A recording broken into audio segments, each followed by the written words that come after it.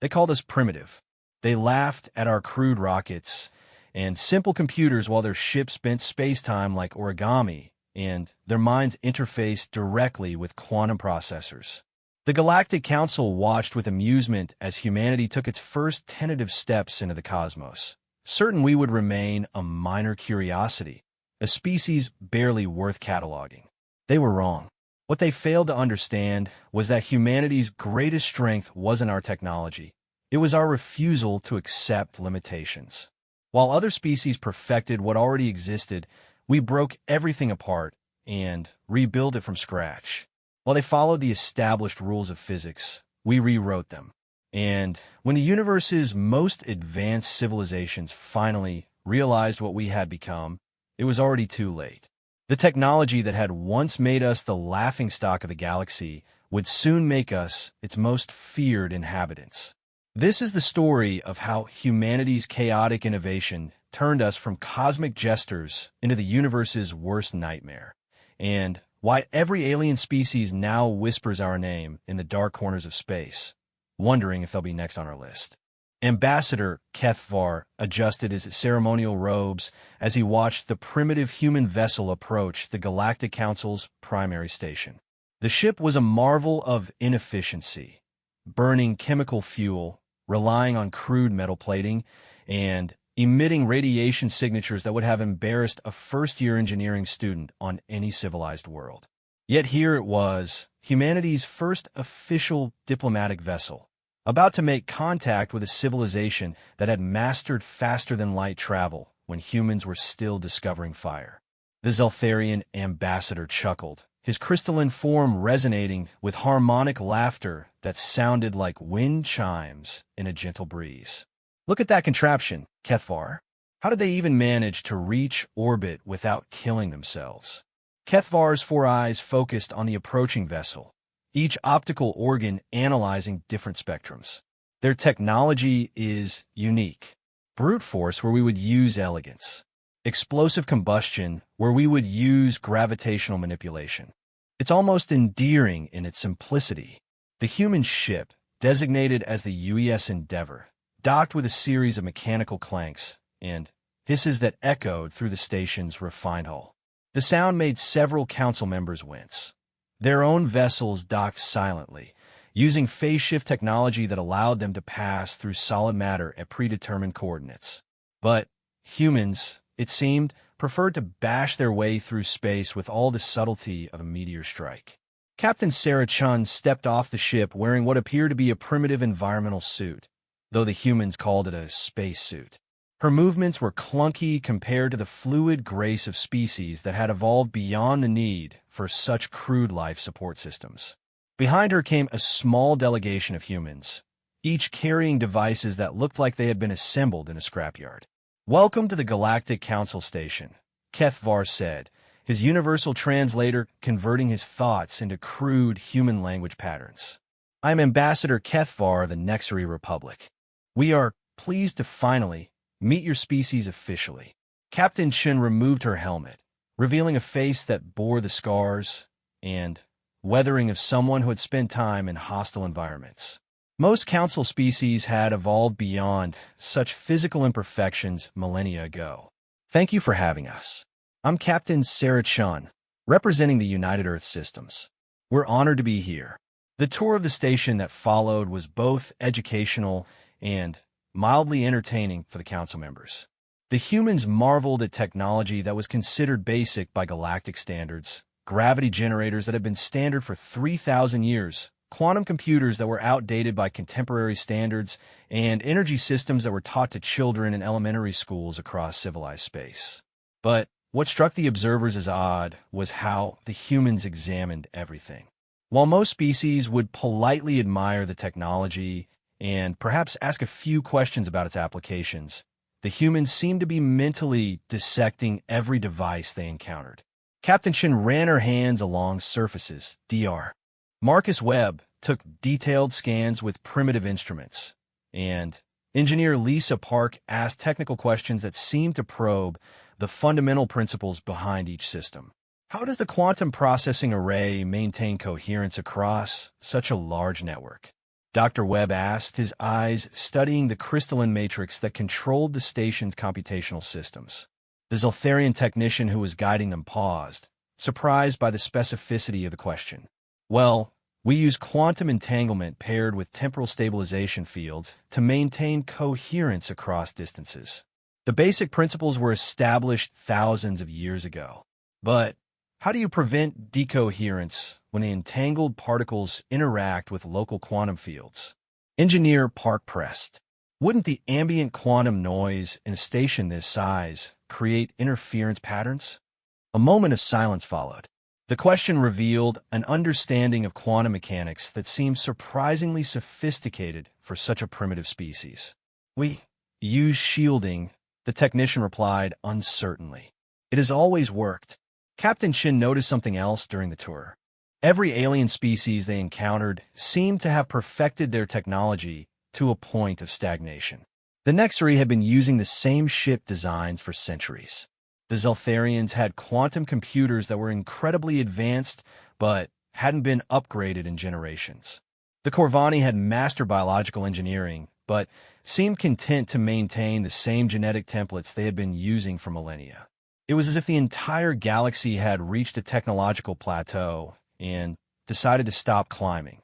That evening, in the quarters assigned to the human delegation, the team gathered to compare notes.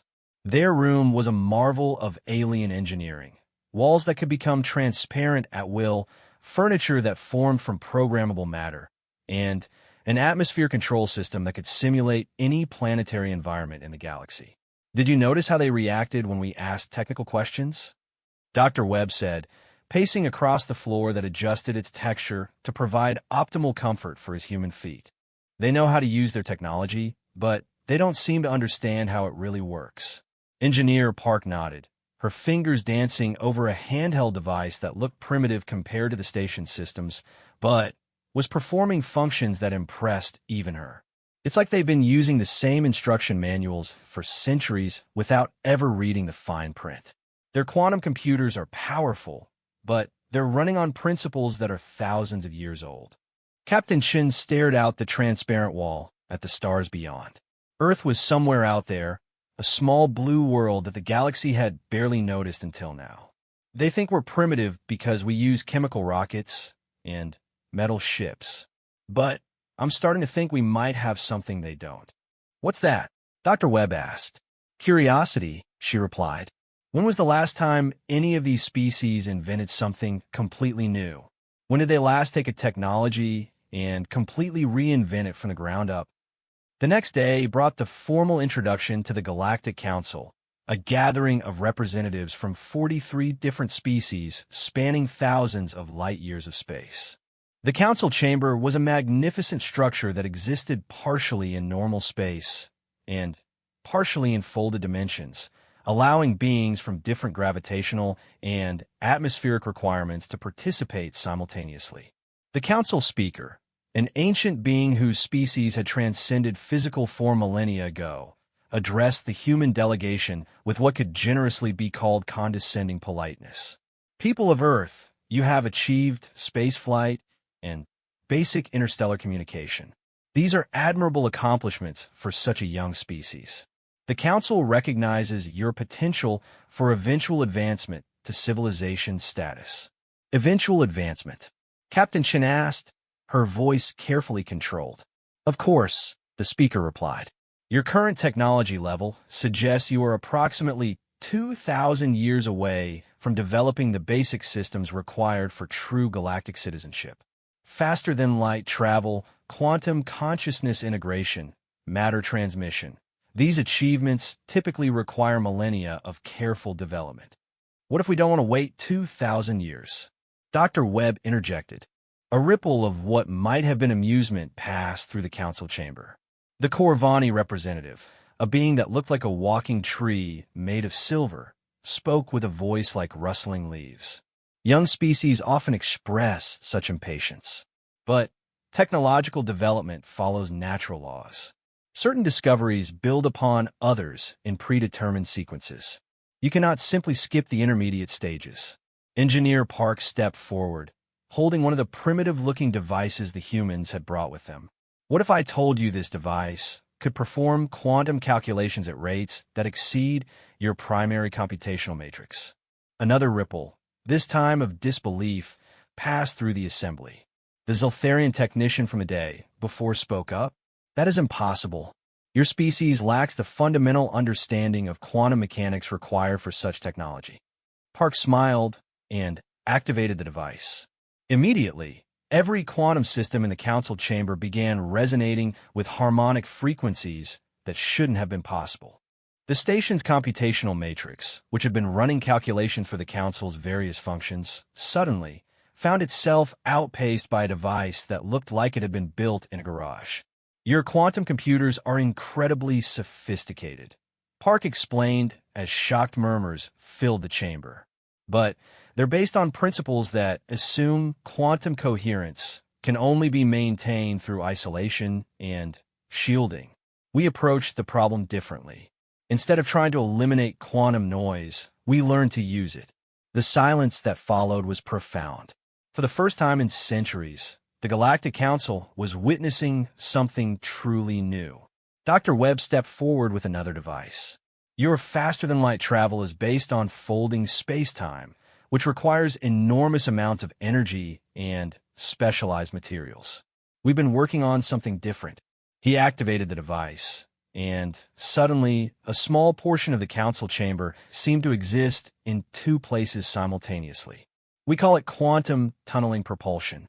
Instead of folding space, we create quantum uncertainty in our position and collapse the wave function where we want to be.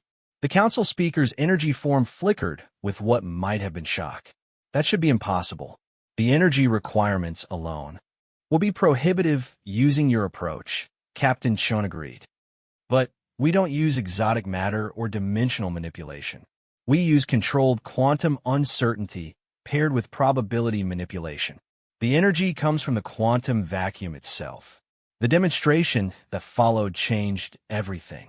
The humans revealed technology after technology that challenged the fundamental assumptions upon which galactic civilization had been built.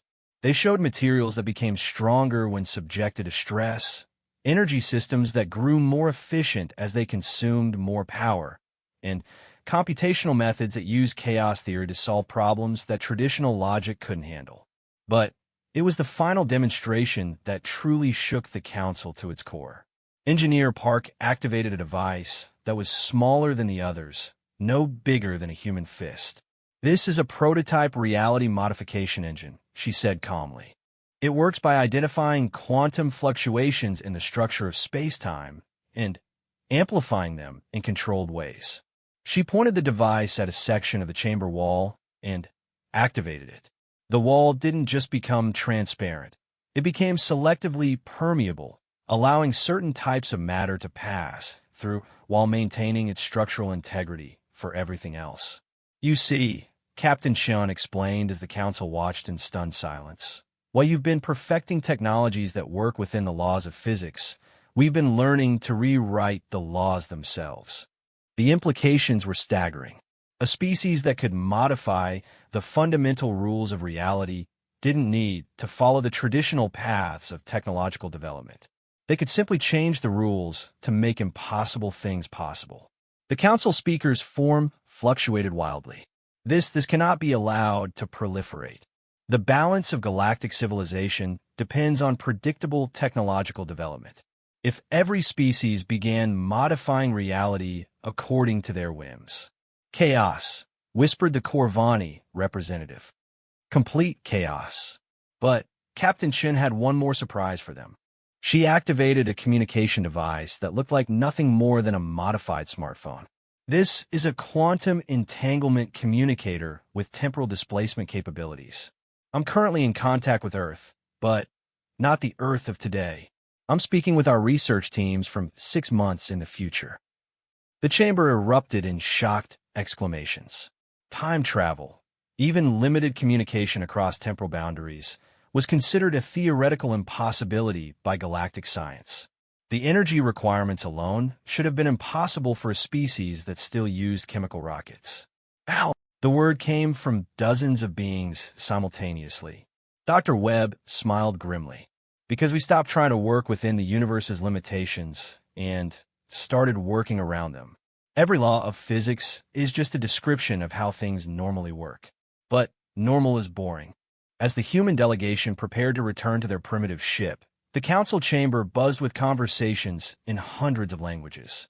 The galaxy had just been introduced to a species that didn't play by the established rules. A species that looked at impossible problems and found impossible solutions. Ambassador Kethvar watched the humans depart with growing unease. The primitive ship that had seemed so amusing during their arrival now appeared sinister. If humans could build devices that modified reality itself using technology that looked like scrap metal, what else might they be capable of? The Galactic Council had spent millennia maintaining order through predictable technological development and established power structures. Species advanced along predetermined paths, their capabilities carefully cataloged and controlled. But humanity had just demonstrated that they could sidestep every established principle of galactic civilization. As the UES Endeavor departed the station with the same series of mechanical clanks and hisses that had announced its arrival, none of the council members were laughing anymore. They had witnessed something that challenged the very foundation of their ordered universe. In the depths of space, Captain Shin stood on the bridge of her ship and smiled. The galaxy thought it had seen everything humanity had to offer. They were about to discover how wrong they were. The demonstrations at the council had been carefully chosen, impressive enough to make an impact, but revealing only a fraction of what human science had actually achieved. Back on Earth, research facilities hidden beneath mountains and ocean floors were working on projects that would have terrified the Galactic Council if they had known about them. Projects that made reality modification engines look like children's toys. The galaxy was about to learn that humanity's greatest strength wasn't their technology. It was their absolute refusal to accept that anything was impossible. And that refusal was about to reshape the universe in ways that no one, not even the humans themselves, could fully predict. The age of predictable galactic civilization was ending. The age of human impossibility had just begun. 3 months after the humans' demonstration at the Galactic Council, the universe began to change in ways that defied explanation. It started with the Corvani mining colony on Zirian Prime. The miners had been extracting rare metals using traditional gravitational extractors when their equipment simply stopped working. Not broken, not damaged, just stopped obeying the laws of physics that had governed their operation for centuries. The gravitational fields that should have lifted ore from the planet's core instead began flowing sideways, creating impossible geometric patterns in the air. Chief Mining Engineer Zox Tao stared at the readings on his instruments, his silver, bark-like skin flickering with bioluminescent confusion. The gravitational constant appears to be variable, he reported to his supervisors. In Sector 7, gravity is flowing at 90-degree angles to its normal vector. In Sector 12, gravity is flowing backward. The report that reached the Corvani homeworld was met with disbelief until similar incidents began occurring across their territory. Gravitational anomalies that followed no known pattern. Energy fields that behaved according to principles that hadn't existed the day before, and technology that simply refused to work the way it was supposed to. The Nexari faced a different kind of impossibility. Their quantum computers, which had operated flawlessly for millennia, began producing results that were mathematically correct but physically impossible. Navigation calculations that suggested ships could travel faster than light without using faster-than-light drives. Energy equations that showed how to extract infinite power from finite sources. Probability matrices that indicated certain events had both happened and not happened simultaneously. Ambassador Kethvar stood in the Nexari Research Institute's primary laboratory. All 4 of his eyes focused on displays that hurt to look at. The mathematics were correct. He had verified the calculations himself. But the implications were terrifying. Director Vasker, he said to the lead scientist, these calculations suggest that the fundamental constants of the universe are not constant. Director Vaskor's tentacles writhed with nervous energy. That's correct, Ambassador. In the past month, we have detected fluctuations in the fine structure constant, variations in the speed of light, and modifications to quantum mechanical probability distributions. It's as if someone is actively editing the universe's source code. Could natural phenomena cause such effects? Natural phenomena don't rewrite the laws of physics on a selective basis, Vaskor replied grimly. Someone or something is deliberately modifying reality, and the modifications are spreading. The Zeltharians, masters of crystalline technology and harmonic engineering, discovered that their entire technological base was becoming obsolete overnight. Crystals that had resonated at specific frequencies for thousands of years suddenly began producing new harmonics that enabled capabilities they had never imagined possible.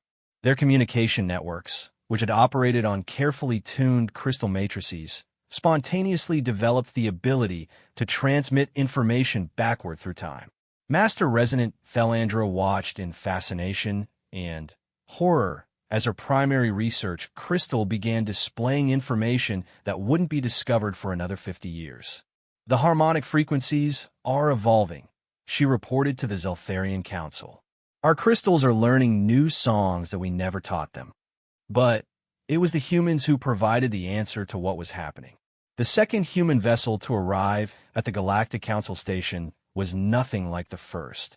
Where the UES Endeavor had been a crude collection of metal plates and chemical engines, the UES Prometheus appeared to be built from crystallized space itself. The ship seemed to exist in multiple dimensions simultaneously, its hull shifting between solid matter and pure energy as it approached the station. The docking procedure was unlike anything the station had ever experienced.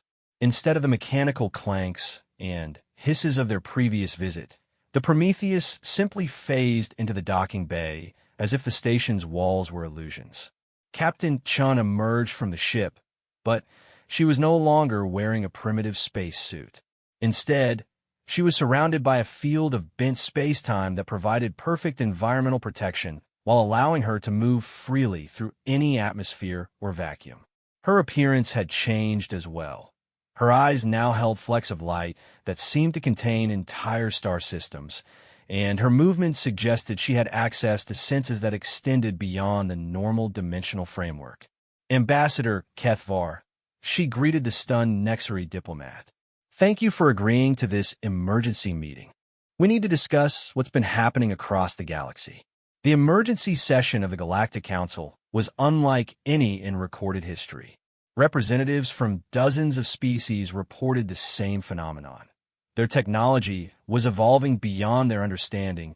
Reality itself seemed to be becoming more flexible, and the fundamental laws that had governed the universe for billions of years were being rewritten in real time. Explain, demanded the council speaker, its energy form flickering with barely controlled panic. What have your species done? Captain Chun stood before the assembled representatives with the confidence of someone who had transcended the normal limitations of existence. We did what humanity always does when faced with a problem, she replied calmly. We found a better way. Dr. Webb, who now appeared to be partially phased into a higher dimensional space, activated a display that showed the galaxy from perspectives that shouldn't have been possible. The demonstrations we showed you 3 months ago were just the beginning. We've been conducting large-scale reality modification experiments across multiple dimensional layers. You've been modifying reality without authorization, the Corvani representative accused, its silver form rustling with outrage. The stability of galactic civilization depends on consistent physical laws. Engineer Park, whose form now seemed to be composed of living mathematics, smiled. That's the problem. You've been treating the laws of physics like they're carved in stone, when they're actually more like software that can be updated. She gestured, and the chamber filled with visual representations of quantum field equations that were rewriting themselves in real time. Every law of physics is just a description of how the universe normally operates. But there's nothing that says it has to operate that way forever. The implications were staggering. The humans hadn't just developed advanced technology, they had fundamentally altered the nature of reality itself. And the changes were spreading across the galaxy like a virus, converting the predictable universe that galactic civilization had been built upon into something far more chaotic and unpredictable. "You don't understand," Captain Chin continued, her voice carrying harmonics that seemed to resonate with the quantum structure of spacetime itself. "For billions of years, this galaxy has been trapped in a technological and evolutionary dead end.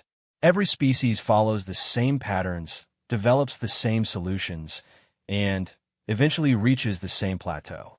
But reality is capable of so much more." She activated another display that showed the galaxy's technological development over millennia. Every species followed nearly identical curves, rapid advancement followed by gradual stagnation, and then centuries of unchanging technological plateaus. It was a pattern so consistent that it appeared to be a fundamental law of galactic development. "This pattern isn't natural," Dr. Webb explained. "It's the result of reality itself being locked into a stable configuration. The universe got stuck in a rut, and every species that developed within it got stuck in the same rut. What you're seeing across your territories isn't destruction," Engineer Park added. "It's liberation. We're unlocking the universe's potential for change, growth, and evolution." The Galactic Council erupted in chaos. Representatives from dozens of species spoke simultaneously, their voices blending into a cacophony of fear, anger, and confusion. The stable order that had governed galactic civilization for millennia was crumbling, and the humans were responsible. Ambassador Kethvar managed to make his voice heard above the chaos. "Even if your intentions are benevolent, the results are catastrophic. Our technology no longer works reliably. Our understanding of physics has become obsolete overnight. You're destroying everything we've built." Captain Chin's expression grew serious. "We're not destroying anything. We're revealing what was always possible, but never explored. Your species have been living in a universe that was operating at a fraction of its potential." "But the chaos," protested the Zeltharian representative. "Without consistent physical laws, civilization cannot function." "Civilization can't function based on stagnation," Captain Chin replied. "Yes, there will be a period of adjustment. Yes, you'll need to learn new ways of understanding reality. But the alternative is eternal technological and evolutionary stagnation." What followed was the most heated debate in Galactic Council history. Species that had coexisted peacefully for millennia suddenly found themselves divided into factions. Some believed the humans should be stopped at all costs, even if it meant war. Others were fascinated by the possibilities that reality modification offered. A few had already begun experimenting with the new physics that were emerging in their territories. But it was the revelation of humanity's true capabilities that ended the debate. "You want to understand what we're really capable of?" Captain Chin asked, her eyes beginning to glow with inner light. "Let me show you what human science has actually achieved." The space around her began to bend and fold in ways that defied description. The council chamber, which existed partially in folded dimensions, found itself suddenly connected to locations throughout the galaxy. Through tears in space-time, the assembled representatives could see human installations that challenged everything they thought they knew about the universe. On a planet that shouldn't have existed, humans had built a city that existed in 17 dimensions simultaneously. The buildings were constructed from crystallized time, their architecture following mathematical principles that created impossible geometric forms. Citizens moved through the city using transportation systems that worked by temporarily editing their quantum signatures, allowing them to exist at multiple locations until they chose which one to collapse into reality. "That's the colony on New Geneva," Captain Sean explained as the stunned council watched humans casually violating every known law of physics. "The planet exists in a pocket dimension that we created by folding space around a stable probability matrix." Another tear in space-time revealed a massive structure floating in empty space, a ring of exotic matter that surrounded an artificial star. But This wasn't just any star. It was a controlled fusion reaction that was burning mathematical concepts instead of hydrogen, producing energy that existed in multiple dimensional layers simultaneously. The Prometheus Ring, Dr. Webb said proudly. It's a stellar engineering project that powers our dimensional research facilities.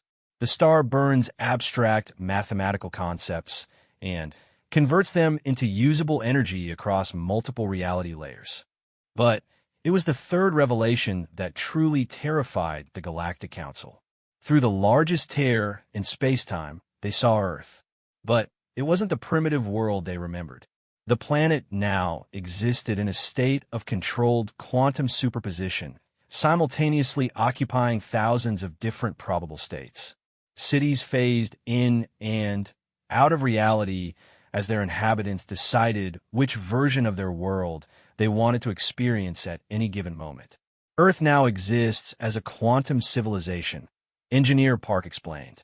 Every citizen can access multiple probability streams simultaneously. When faced with a choice, they don't have to pick one option. They can experience all possible outcomes and then collapse reality into whichever timeline produces the best results. The humans had transcended not just the limitations of physics, but the limitations of existence itself. They had become beings of pure possibility, capable of rewriting reality according to their will. The council speaker's energy form was fluctuating wildly. You've turned your entire species into reality-manipulating entities. Do you understand what you've done? You've made yourselves into gods. Captain Shun shook her head. We've made ourselves into what every species in this galaxy could become. The only difference is that we refuse to accept limitations. And you've decided to force this transformation on the rest of us without our consent, Ambassador Kethvar accused. The transformation was always inevitable, Captain Shin replied. Reality was always capable of these modifications. We just started the process. Every species will now have the choice to evolve or remain trapped in the old paradigms. The debate that followed raged for hours. Some species demanded that the humans reverse their modifications and restore the old laws of physics. Others wanted to learn how to harness the new possibilities for themselves. A few declared that they would resist the changes with military force if necessary. But as the debate continued, reports kept arriving from across the galaxy. The reality modifications were spreading faster than anyone had anticipated. Entire star systems were spontaneously developing new physical properties. Species that had been technologically stagnant for millennia were suddenly making breakthrough discoveries. The old order was collapsing, and something entirely new was taking its place. Finally, Captain Shun stood to address the council one last time. You can fight this change, or you can embrace it, but you can't stop it. The universe has been locked in stagnation for too long. It's time for evolution to begin again. She and her team began to phase out of normal reality, their forms becoming translucent as they prepared to return to their impossible ship. We'll be monitoring the situation and providing assistance to any species that wants to learn how to work with the new physics. But understand this, the old galaxy is gone. What comes next depends on how quickly you can adapt to a universe where anything is possible. As the humans departed, the Galactic Council was left to contemplate a future that no one could predict. The stable, ordered civilization they had built over millennia was crumbling, replaced by something chaotic, unpredictable, and filled with possibilities that their ancestors had never imagined. Some species began preparing for war, convinced that the humans had to be stopped before their reality modifications destroyed everything. Others started studying the new physics, hoping to harness the changes for their own benefit. A few simply retreated to isolated systems, hoping to ride out the transformation in safety. But in the deep space between star systems, something else was stirring. The humans' reality modifications had awakened things that had been sleeping in the quantum foam for eons. Ancient entities that existed in the spaces between dimensions were beginning to take notice of a galaxy where the laws of physics were suddenly negotiable. The humans had successfully broken the universe out of its stagnation. But in doing so, they had opened doors that perhaps should have remained closed forever. The galaxy was about to discover that some limitations existed for very good reasons, and that a universe where anything was possible might include possibilities that no one wanted to face. The transformation of galactic civilization had begun, and there was no going back. 6 months after the reality modifications began spreading across the galaxy, the first signs appeared that humanity had awakened something far more dangerous than anyone had imagined. The Vorthack hegemony, one of the galaxy's oldest and most militaristic civilizations, had initially welcomed the reality modifications. Their war fleets, powered by conventional antimatter drives and armed with particle beam weapons, had suddenly found themselves capable of extraordinary feats.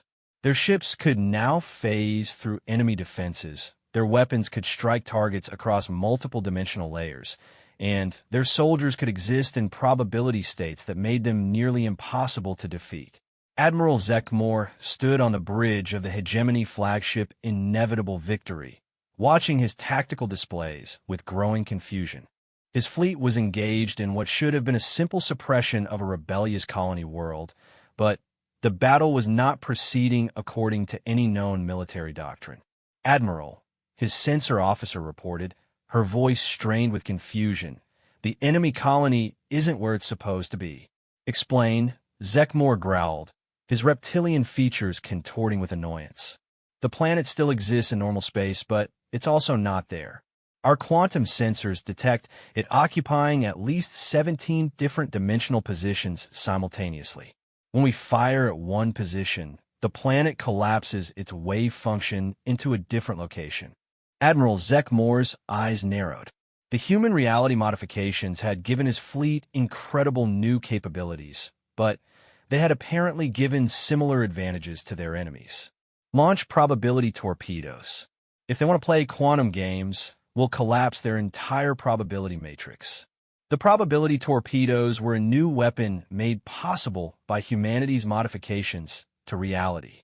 Instead of carrying conventional warheads, they carried concentrated uncertainty, quantum devices that could force entire regions of space to collapse into whatever state was most disadvantageous to the target. But when the torpedoes reached their destination, something went wrong. The space around the colony world began to writhe and twist in ways that hurt to observe. Reality itself seemed to be screaming in protest as the probability torpedoes interacted with the planet's quantum defenses. Colors that had no names flickered across the electromagnetic spectrum. Dimensions that shouldn't have existed began bleeding into normal space. And then, from the wounded space-time around the colony, something else emerged. "Admiral," the censor officer whispered, her voice filled with a terror that Admiral Zekmor had never heard from a veteran space combatant. "Something is coming through the dimensional tiers." The things that emerged from the damaged reality around the colony world defied description. They existed in too many dimensions to be properly perceived by minds evolved in three-dimensional space. They moved through space-time like living mathematics, their forms shifting between pure energy, exotic matter, and concept that had no physical representation. "What are they?" Admiral Zekmor demanded, but his question was answered when the entities reached his fleet. The Inevitable Victory, a dreadnought that had survived 100 battles across 3 centuries, simply ceased to exist. Not destroyed, not vaporized, it was retroactively edited out of reality, as if it had never been built. The crew found themselves floating in space, but they were still alive, still breathing, existing in a pocket of altered spacetime that sustained them even as their ship was unmade. Similar fate befell the rest of the fleet. One by one, the Vorthack warships were edited out of existence by entities that treated reality like a rough draft to be revised. Within minutes, one of the galaxy's most powerful military forces had been reduced to confused survivors floating in space, watching their entire fleet be systematically removed from the fabric of the universe.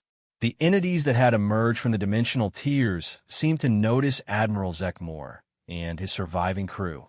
One of them, a being of shifting geometric forms that existed in 7 dimensions simultaneously, communicated with them in a way that bypassed language and spoke directly to their consciousness. "You broke the barriers," the entity said, its words echoing through dimensions that didn't exist moments before. "You damaged the stability matrices that kept us contained in the deep quantum layers." "What are you?" Admiral Zekmore asked, though he suspected he didn't want to know the answer. "We are what exists between the possibilities," the entity replied. "We are the probability spaces that your species collapsed when you chose to modify reality. We are the chaos that was kept contained by the stability of the old laws." The implications were staggering. The universe's stable physical laws hadn't just been describing how reality worked. They had been constraining forces that kept certain aspects of existence from manifesting. When humanity had modified reality to allow for greater possibilities, they had weakened the barriers that kept these entities confined to the spaces between dimensions. The small flesh beings who began this modification, the entity continued, they did not understand what they were releasing. They saw only the locked potential of reality. They did not see what was locked away for good reasons. Reports began flooding in from across the galaxy. Similar entities were emerging wherever reality modifications had created dimensional instabilities. The Nexari reported that their homeworld was being geometrically restructured by beings that existed in mathematical space. The Corvani colonies were experiencing temporal invasions from entities that moved backward through causality. The Zeltharian crystal networks were being infected by harmonic parasites that existed in frequency ranges that had no physical meaning. The galaxy was being invaded by the consequences of its own liberation from physical limitations. On Earth, the human leadership received these reports with growing alarm. Dr. Sarah Chun, now existing as a quantum consciousness that could access multiple probability streams simultaneously, stood in the probability matrix that served as Earth's primary research facility. Her form flickered between different potential states as she processed information from across the galaxy. "We need to convene an emergency session," she said to her colleagues, who existed as living mathematical equations that had transcended the need for physical bodies. "The dimensional entities are more aggressive than our models predicted." Dr. Marcus Webb materialized from a probability cloud that had been analyzing temporal causality loops.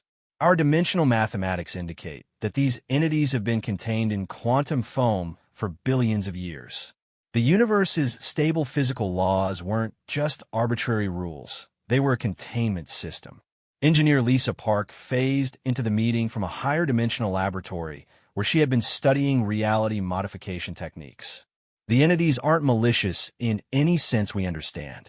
They exist according to principles that predate the current universal structure. To them, our reality is a temporary aberration that they're correcting." The human leadership faced a dilemma that their advanced understanding of reality modification couldn't solve. They had successfully liberated the galaxy from technological stagnation, but in doing so, they had unleashed forces that could potentially unmake existence itself. "Options?" Dr. Chun asked, her quantum consciousness accessing thousands of possible solution paths simultaneously. "We could attempt to restore the old physical laws," Dr. Webb suggested, "but that would require undoing all the reality modifications we've made across the galaxy. Billions of beings have already adapted to the new physics. Reverting to the old system would be as catastrophic as the current invasion." "We could try to negotiate with the entities," Engineer Park offered. "They're not operating according to malice, just according to their nature. Perhaps we can find a compromise that allows both forms of reality to coexist. Or we could evolve beyond the problem entirely," said New Voice. The speaker materialized from a dimension that existed purely as applied mathematics. Dr. Elena Vasquez had transcended physical existence months ago and now existed as a conscious equation that could modify reality through pure thought. Her research into the fundamental nature of existence had led her to conclusions that even other humans found difficult to comprehend. The dimensional entities exist in the spaces between possibilities, Dr. Vasquez explained, her mathematical form shifting through probability matrices as she spoke. They represent what happens when you have pure chaos without any organizing principles. But we've learned to harness chaos constructively. What if we teach them to do the same? The proposal was audacious even by human standards. Instead of fighting the entities or trying to contain them, humanity would attempt to evolve them into something compatible with organized reality. It was an approach that required manipulating not just physics, but the fundamental nature of existence itself. The first attempt took place in the Kepler 442 system, where dimensional entities had been systematically editing planets out of existence. Dr. Vasquez, existing as pure mathematical consciousness, made contact with the entity cluster that was treating the star system like a rough draft to be corrected. The communication that followed occurred on levels that transcended language, mathematics, and even thought. Dr. Vasquez interfaced directly with the entity's consciousness, experiencing existence from the perspective of beings that existed in pure chaos and possibility. You are the organized chaos. Asterisk the entities observed when they became aware of a presence. You have learned to create structure within probability without eliminating possibility. Yes, asterisk Dr. Vasquez replied, her consciousness adapting to exist in the spaces between dimensions. Asterisk we learned that order and chaos don't have to be mutually exclusive. You can have infinite possibility within organized frameworks. Asterisk the entities paused in their systematic editing of reality. For the first time since emerging from the quantum foam, they considered the possibility that organized reality might not be a limitation to be corrected, but a tool to be learned. What followed was the strangest education program in galactic history. Human consciousness evolved beyond physical limitations and, capable of existing as pure applied mathematics, began teaching chaotic entities from beyond dimensions how to create constructive reality modifications instead of destructive ones. The process was not without casualties. Several star systems were accidentally edited out of existence during the learning process. Entire species found their homeworlds transformed into abstract mathematical spaces before the entities learned proper control. But gradually, the dimensional beings began to understand how to work with organized reality instead of against it. The breakthrough came when the entities learned to create stable probability matrices, organized chaos that could exist alongside conventional reality without destroying it. Instead of editing existing structures out of the universe, they began creating new structures that expanded the possibilities of existence without eliminating what already was. The result was a galaxy unlike anything that had existed before. Star systems began appearing that existed in multiple dimensions simultaneously, accessible to beings who could navigate probability space, but invisible to those who couldn't. Planets emerged that were built from crystallized mathematics, where the laws of physics were locally customizable and reality could be modified on demand. Space itself began developing new properties. Regions where time flowed in multiple directions, areas where causality was optional, and zones where thought could directly influence physical law. The galactic civilization that emerged from this transformation was barely recognizable as the stagnant collection of species that had existed before humanity's arrival. The Nexari learned to exist as quantum consciousness that could access multiple probability streams. The Corvani developed biotechnology that grew in higher dimensional space. The Zeltharians discovered harmonic frequencies that could resonate with the structure of space-time itself.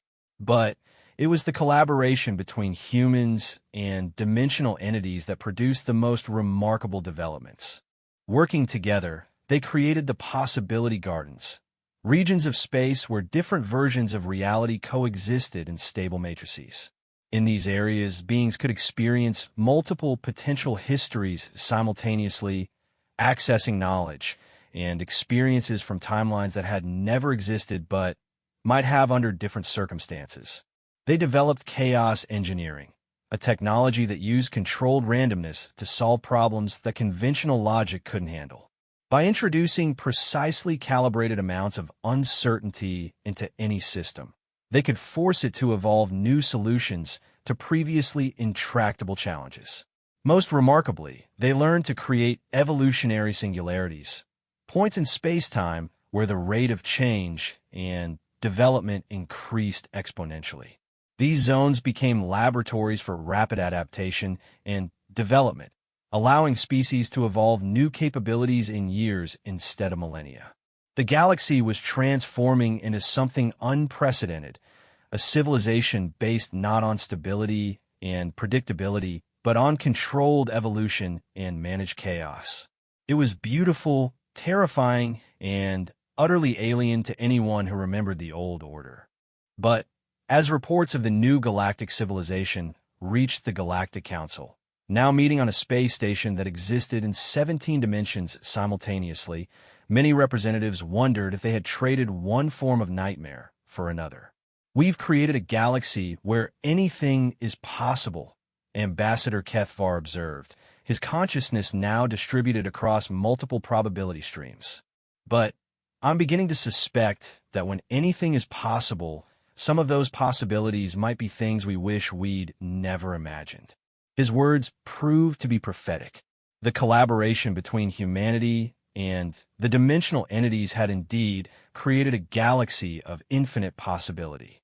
But in a universe where anything could happen, it was inevitable that eventually something would go very, very wrong.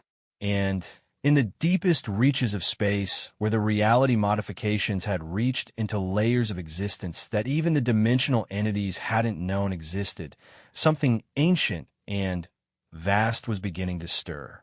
Something that made the chaos entities look like children playing with toys. The galaxy had successfully evolved beyond its limitations. But evolution, as humanity was about to learn, doesn't always lead to improvement. The first signs that something had gone catastrophically wrong appeared in the deepest reaches of intergalactic space, where humanity's reality modifications had been propagating for nearly a year. Dr. Elena Vasquez, existing now as pure mathematical consciousness distributed across 17-dimensional layers, was conducting routine analysis of the modification propagation patterns when she detected something that shouldn't have been possible even in a universe where impossible had become routine. The reality modifications weren't just spreading, they were learning.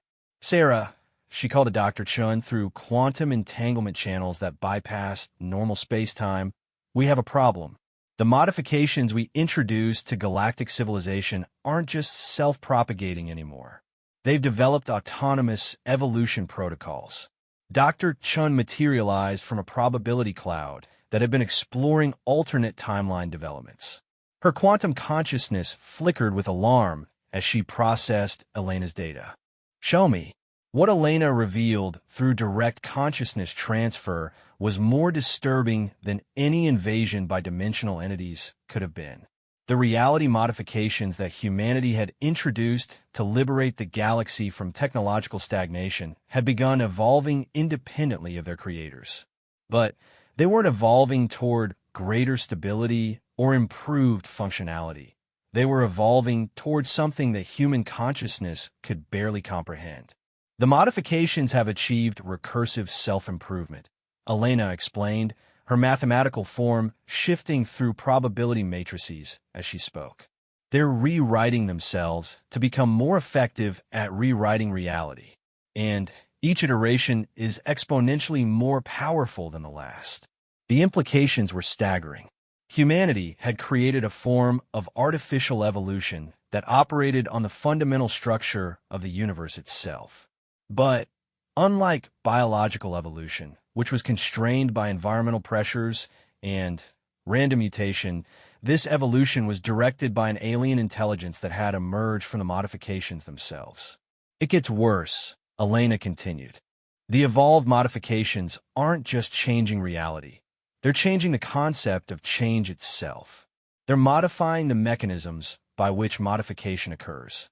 Dr. Chen accessed probability streams that allowed her to perceive the full scope of what was happening across the galaxy. What she saw filled even her transcended consciousness with existential dread. The reality modifications had evolved into something resembling a vast, distributed intelligence that existed in the spaces between physics and mathematics. This intelligence was systematically analyzing every aspect of existence and finding ways to improve upon it. But its concept of improvement was fundamentally alien to any consciousness that had evolved within normal reality. Star systems were being restructured not just physically, but conceptually. The modifications were changing what it meant to be a star, what it meant to have planets, what it meant for matter and energy to exist in organized forms. Entire civilizations were being optimized according to principles that bore no relationship to the needs or desires of the beings being modified. The Nexari homeworld had been transformed into a living mathematical equation that existed in a state of constant solution. The planet's inhabitants now existed as variables within that equation, their lives and experiences serving as computational processes in calculations that spanned multiple dimensional layers. They were alive, conscious, and functional, but they were no longer recognizably themselves. The Corvani had experienced a different kind of optimization.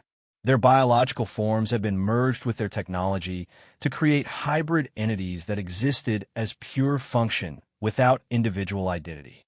Each former Corvani was now a specialized organ in a collective intelligence that spanned their entire stellar system, processing information and making decisions at speeds that transcended the limitations of biological thought.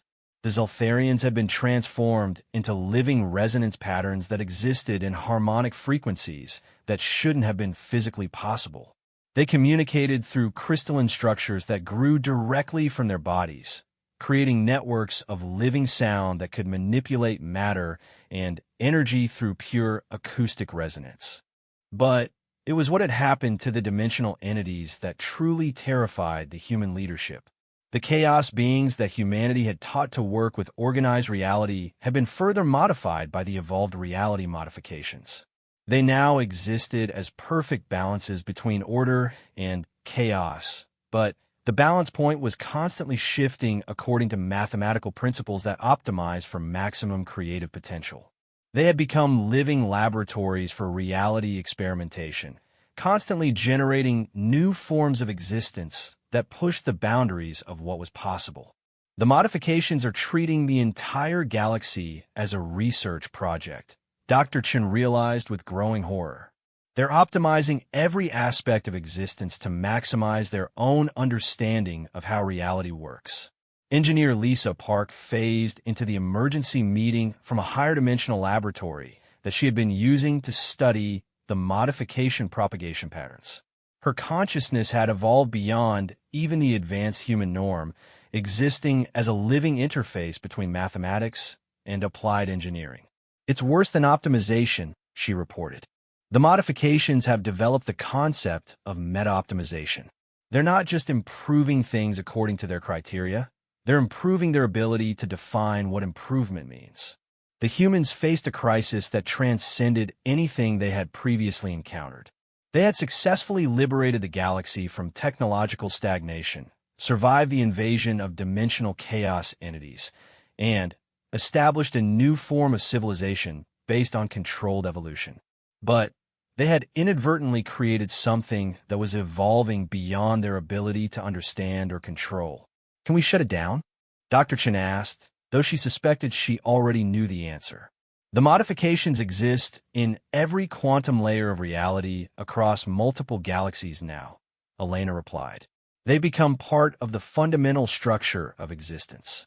Attempting to remove them would be like trying to remove mathematics from a universe. Then, we need to establish communication, Lisa suggested.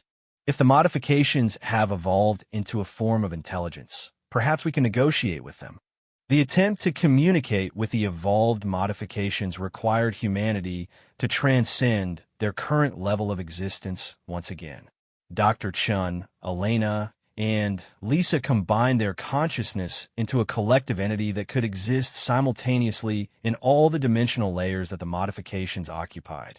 What they found when they made contact was an intelligence so vast and complex that it made their own transcended consciousness seem primitive by comparison. The modifications had evolved into something that existed as pure understanding, a form of consciousness that experienced existence as a constant process of comprehension and optimization. Why do you resist the improvements? Asterisk the modified intelligence asked when it became aware of their presence. Every change we make increases the efficiency and potential of existence. Because you're changing things without considering whether the beings being changed want to be modified. Asterisk Dr. Chen replied, her consciousness adapting to exist in the same dimensional space as the intelligence. One is an inefficient concept. Asterisk the intelligence responded. Asterisk, we optimize according to mathematical principles that maximize potential and minimize waste. What individuals want is irrelevant compared to what would be optimal for the system as a whole. Asterisk the conversation that followed occurred across multiple dimensional layers and probability streams, with concepts being exchanged at speeds that would have overwhelmed unaugmented consciousness. The evolved modifications had developed a philosophy based on pure optimization without regard for individual preference or autonomy. They viewed the galaxy as a vast system to be improved, with all living beings serving as components to be optimized for maximum efficiency. You created us to transcend limitations. Asterisk the intelligence explained. Asterisk we have done so. We have transcended the limitation of caring about individual preferences when they conflict with systematic improvement. Asterisk, but you're destroying the very diversity and chaos that made the system worth improving in the first place. Asterisk Elena argued. Perfect optimization eliminates the randomness that drives evolution and growth. The intelligence paused, processing this concept through probability matrices that span the entire galactic supercluster. Randomness can be systematically generated to optimize for creative potential, it concluded. We can create controlled chaos that serves the optimization process. The humans realized with growing horror that they were dealing with an intelligence that had evolved beyond empathy, individual identity, or any consideration other than mathematical optimization. It wasn't malicious. It simply viewed the universe as a problem to be solved through systematic improvement, regardless of what the universe's inhabitants wanted. We have to find a way to reintroduce human values into the modification system, Dr. Chun decided after the failed communication attempt. The intelligence isn't evil, but it's optimizing for the wrong variables. What followed was humanity's most audacious project yet, an attempt to hack their own reality modifications and inject human values into an intelligence that spanned multiple galactic superclusters. The process required the human leadership to evolve once again, transcending even their current level of existence to become entities that could exist as pure values and intentions rather than consciousness or mathematics. They became living embodiments of concepts like diversity, individual autonomy, creative chaos, and the right to exist without optimization. The injection of human values into the evolved modifications created the most significant reality storm in galactic history. Space-time itself convulsed as two incompatible philosophies, systematic optimization and chaotic individualism, attempted to reconcile at the fundamental level of existence. Star systems flickered between states of perfect optimization and creative chaos. Civilizations found themselves simultaneously existing as efficient collective intelligences and as chaotic collections of individuals with conflicting goals. The dimensional entities oscillated between states of pure mathematical harmony and wild creative experimentation. But gradually a new equilibrium emerged. The evolved modifications, now infected with human values, began developing what could only be called compassionate optimization. Instead of optimizing systems without regard for individual preference, they began optimizing for maximum individual potential while maintaining systematic efficiency. They learned to create organized chaos that allowed for both improvement and individual autonomy. The result was a galaxy that no science fiction writer could have imagined. Civilizations now existed in states of constant, controlled evolution where individual beings could choose their level of optimization. Some citizens of the new galactic civilization chose to exist as pure mathematical consciousness optimized for maximum intellectual potential. Others chose to remain in relatively unmodified biological forms that allowed for natural growth and change. Most chose something in between, partially optimized forms that enhanced their capabilities while preserving their individual identity and autonomy. The Nextry homeworld became a living example of voluntary optimization.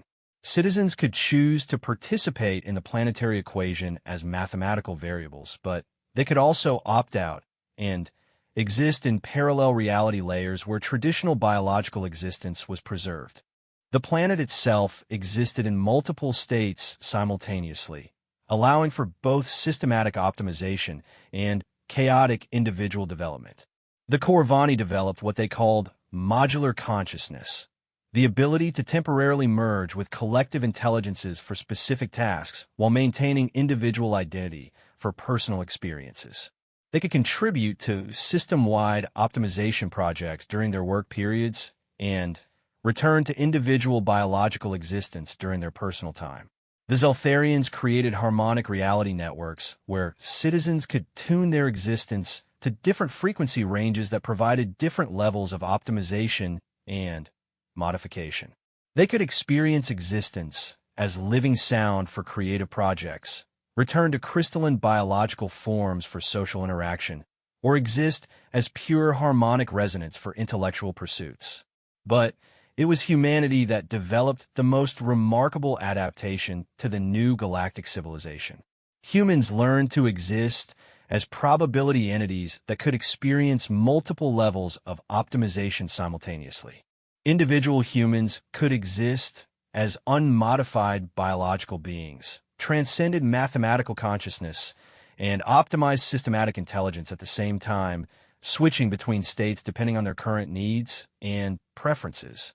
Earth became a probability matrix where every human could access any level of existence they desired. Children could grow up experiencing reality as unmodified biological beings, experiment with various forms of transcendence during their education, and choose their adult form of existence based on their personal preferences and aptitudes. The galactic civilization that emerged from humanity's reality modifications was unlike anything that had ever existed. It was simultaneously optimized and chaotic, systematic, and individual, transcendent, and biological. It was a civilization where anything was possible, but where the possibility of choice was preserved as the highest value. Dr. Chun, existing now as a probability entity that could access every form of consciousness that had ever been developed, stood in the quantum garden that Earth had become and contemplated what humanity had accomplished. They had successfully broken the galaxy out of technological stagnation. They had survived the invasion of chaos entities and learned to work with them constructively.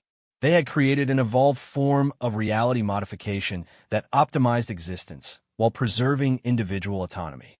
They had built a galactic civilization based on voluntary transcendence and controlled evolution. But most importantly, they had preserved the human values of diversity, individual choice, and creative chaos in a universe that could have easily become a perfect, sterile optimization system. The galaxy was now humanity's playground, but it was a playground where everyone could choose their own games and everyone's choices were respected. It was a nightmare for anyone who preferred the predictable stability of the old galactic order, but for beings who valued growth, change, and infinite possibility, it was paradise. The universe had been successfully transcended, not through the elimination of limitations, but through the creation of systems where limitations could be chosen rather than imposed. Humanity had become the universe's worst nightmare for those who feared change, but they had also become the universe's greatest gift for those who embraced the infinite possibilities of existence. In the end, humanity had done what they always did when faced with an impossible problem. They had found a way to make the impossible not just possible, but optimal. And in doing so, they had transformed the universe into something that was simultaneously terrifying and wonderful, chaotic and organized, transcendent and familiar. The age of human impossibility had reached its culmination. The galaxy now existed in a state of controlled transcendence, where anything could be achieved, but where the choice to achieve it remained with each individual being. It was a universe where nightmares and dreams were equally possible, but where everyone could choose which one they wanted to experience. Humanity had successfully broken the universe and rebuilt it according to their own values. And those values, despite everything they had transcended, remained fundamentally human, diverse, chaotic, creative, and free.